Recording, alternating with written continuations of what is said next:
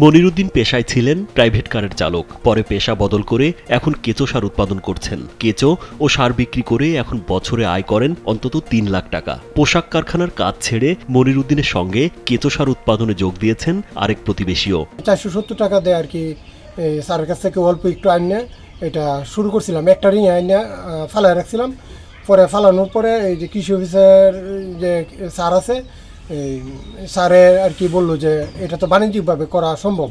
তখন এটা আমি বাণিজ্যিকভাবে তাদের সহযোগিতা এবং মানে উদ্বুদ্ধতার মাধ্যমে আর কি, অনুপ্রেরণার মাধ্যমে আমি এটা আস্তে আস্তে বড় করা শুরু করছি। কেঁচো সার উৎপাদন করে জীবন বদলে দেয়া মনিরুদ্দিনের বাড়ি ময়মনসিংহের ঈশ্বরগঞ্জে। পৌর এলাকার শিমরাইল গ্রামের আলাউদ্দিনের ছেলে নিজের বাড়ির আঙিনা ও বর্গা নেওয়া জমিতে ২০২০ সালে বাণিজ্যিকভাবে কেঁচো সার উৎপাদন শুরু করেন।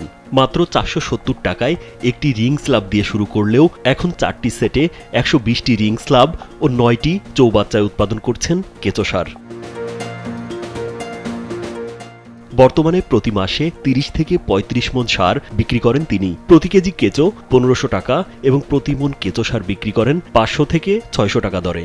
খরচ বাদে প্রতি মাসে আয় হয় ২০ থেকে ২৫,০০০ টাকা। বছরে গড়ে খরচ বাদে মনিরুদ্দিনের আয় ৩ লাখ টাকা। ছাদ বাগান এবং যারা সবজি উৎপাদন করে, নিরাপদ সবজি উৎপাদন করতে চায়, তাদের জন্য এটা খুব ভালো এবং সারের খরচটা কমে আসে। এতে আপনার কৃষক অনেকভাবে লাভবান হয়, ফলন বেশি হয়, সার লাগে না, রাসায়নিক সারটা খুব কম লাগে। স্থানীয় চাষিরা জানায়, অন্যান্য সারের চেয়ে কেঁচো সার ব্যবহারের ফলে ফসলের উৎপাদন বৃদ্ধি পায়। এর দাম অন্য সারের তুলনায় অনেক কম, তাই মনিরের খামার থেকে কেঁচো সার নিয়ে কৃষি জমিতে ব্যবহার করেন তারা। তো মূলত অন্য সারের চেয়ে ভালো বোঝা যায়। আমি যে লাউ গাছ লাগাইছি বাড়ির আঙ্গিনা এবং কি এই যে বেগুন করছি, অন্য সারের থেকে এটা আমাদের অনেক ভালো। মনিরুদ্দিন জানান, অনলাইনের মাধ্যমে ভার্মি কম্পোস্ট সার দেশের বিভিন্ন জায়গায় পাঠান তিনি। সারের পাশাপাশি কেঁচোও দেশের ৬৪ জেলায় পাঠান। সার বিক্রির জন্য অনলাইন থেকে এখন বেশ ভালো সাড়া পাচ্ছেন বলে জানান তিনি। আপনার কুরিয়ারের মাধ্যমে ঢাকা কয়েকদিন আগে বক্সিবাজার পাঠাইছি, তারপরে আপনার কিলগাঁও যায়, গুলশান, উত্তরা, এরকমভাবে অনেক জায়গায় সার পাঠাইছি। আর কেঁচো তো আলহামদুলিল্লাহ দেশের ৬৪ জেলায় আমার চলে গেছে। সবচেয়ে বেশি যায় সিলেট, চট্টগ্রাম আর হচ্ছে এই আপনার টাঙ্গাইল, এই সেটটাতে আর কি বেশি যায়। যেহেতু উত্তরবঙ্গে আমাদের এদিকে এটা কম, এই কারণে একটু কম যায়, কিন্তু ৬৪ জেলায় আলহামদুলিল্লাহ আমার এটা চলে গেছে।